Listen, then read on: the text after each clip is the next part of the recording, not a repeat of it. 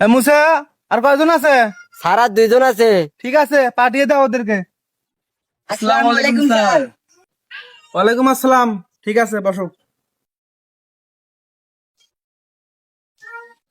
তা তোমরা দুইজন কে কোন ক্লাস পর্যন্ত পড়ালেখা করছো? স্যার আমি মেট্রিক পাস করছি। তুমি? স্যার আমি মাস্টার পাস করছি। তোমার সিভিটা দেখি। তো তোমার রেজাল্ট তো অনেক ভালো। চাকরিটা তোমার কিসের জন্য প্রয়োজন? স্যার আমি তো পরিবারের বড় ছেলে, পরিবারের সব দায় দায়িত্ব তো আমার, তার জন্য আমার চাকরিটা প্রয়োজন। ও আচ্ছা। এই ছেলে, তোমার সিভিটা দেখি।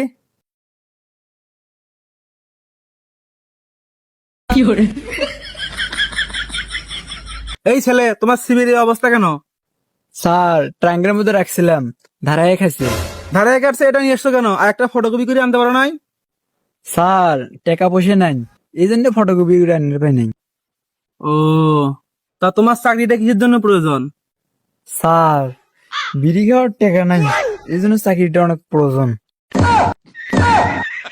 এই ছেলে, বিড়ি খাওয়ার জন্য তোমাকে চাকরি দিবে? এই, তোমার বাড়ি কই? স্যার পশ্চিম পিয়ারাপুর। এই তুমি কাজ ছেলে, তুমি আমার সামনে এসব কথা বলো? তুমি তো আস্তা বেয়াদব। স্যার কি করবো, বিড়ির নেশা উঠলে মাথা ঠিক থাকে না। এই নেশাখোর কিভাবে ঢুকলো এখানে? মুছে একে বাড়ি করে দাও। স্যার স্যার স্যার ভুলে গেছে স্যার, এবারের মধ্যে মাফ করে দাও স্যার। আচ্ছা ঠিক আছে, তোমাকে আরেকবার সুযোগ দিলাম। এই ছেলে, তুমি বলো দেখি বৃষ্টি কাকে বলে? স্যার আকাশ থেকে যে ফোটায় ফোটায় পানি পড়ে তাকেই বৃষ্টি বলে। বাহ, তুমি তো অনেক চালু। এই ছেলে, তুমি বলো তো পরিবেশ কাকে বলে? স্যার পরিবারের সবাই মিলে এক জায়গায় ঘুরতে যাওয়াকে পরিবেশ বলে। আচ্ছা, তুমি যে প্রশ্নের উত্তরটা দিলা, এটা কোন বইয়ে লেখা আছে? স্যার আমার বইয়ে লেখা আছে, আমি তো সারাদিনে পড়াশোনা করি। বাহ, সেই ট্যালেন্ট। তা মনে করো তুমি চাকরিটা পেয়ে গেছো, আমাদের এটা তো মার্কেটিং এর চাকরি। মনে করো তোমাকে একটা পণ্য বিক্রি করতে হবে। মনে করো এই কলমটাই তুমি আমার কাছে বিক্রি করে দেখাও। আসসালামু আলাইকুম স্যার, আমাদের কোম্পানির স্বার্থে এই কলম আপনার কাছে 50% ডিসকাউন্টে বিক্রি করা হবে। আপনি কি কলমটা নিতে চান? না, আমি নেব না। এই কলমটা এমনি 2,000 টাকা নেন।